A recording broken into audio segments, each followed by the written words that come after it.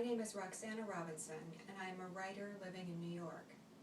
I am reading from a statement by Khaled el-Masri, a German citizen of Lebanese descent who was a car salesman before he was detained in December 2003.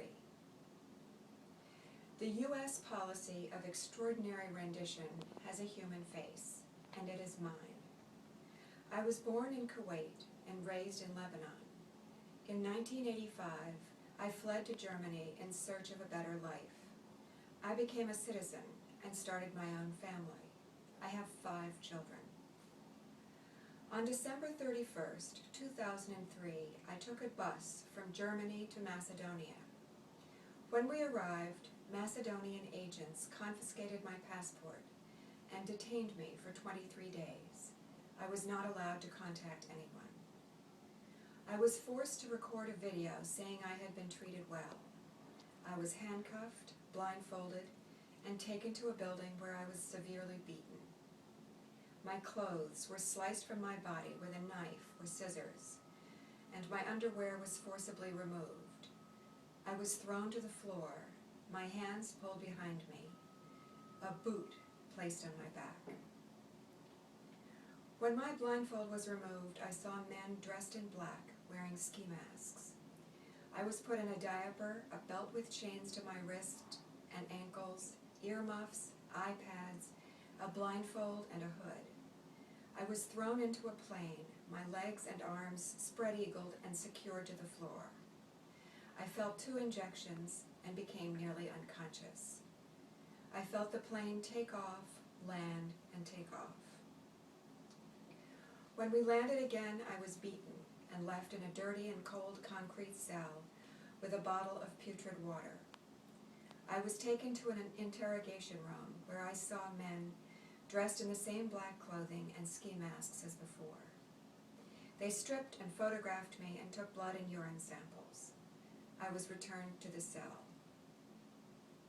The following night, my interrogations began. They asked me if I knew why I had been detained. I did not. They told me I was now in a country with no laws, and did I understand what that meant? They asked me many times whether I knew the men who were responsible for the September 11th attacks, if I had traveled to Afghanistan, and if I associated with certain people in Germany. I told the truth, that I had never been in Afghanistan and had never been involved in any extremism.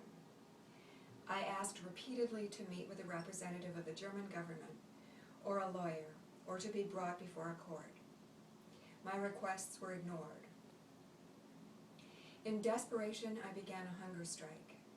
After 27 days without food, I was taken to meet with 2 Americans, the prison director and another man referred to as the boss.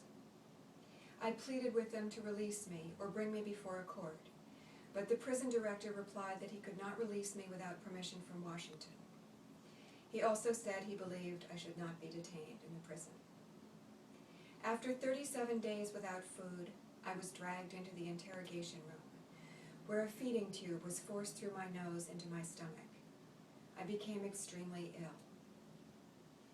I was taken to meet an American who said he had traveled from Washington and who promised I would soon be released. I was also visited by a German-speaking man who explained that I would be allowed to return home, but warned that I was never to mention what had happened, because the Americans were determined to keep it secret. Almost 5 months after I was kidnapped, I was again blindfolded, handcuffed, and chained to an airplane seat. I was told we would land in a country other than Germany, but that I would eventually get to Germany. After we landed, I was driven into the mountains. My captors removed my handcuffs and blindfold and told me to walk down a dark, deserted path and not look back. I was afraid I would be shot in the back. I turned a bend and encountered 3 men who asked why I was illegally in Albania.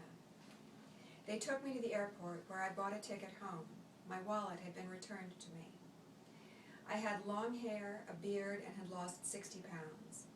My wife and children had gone to Lebanon, believing I had abandoned them. We are now together again in Germany. I still do not know why this happened to me.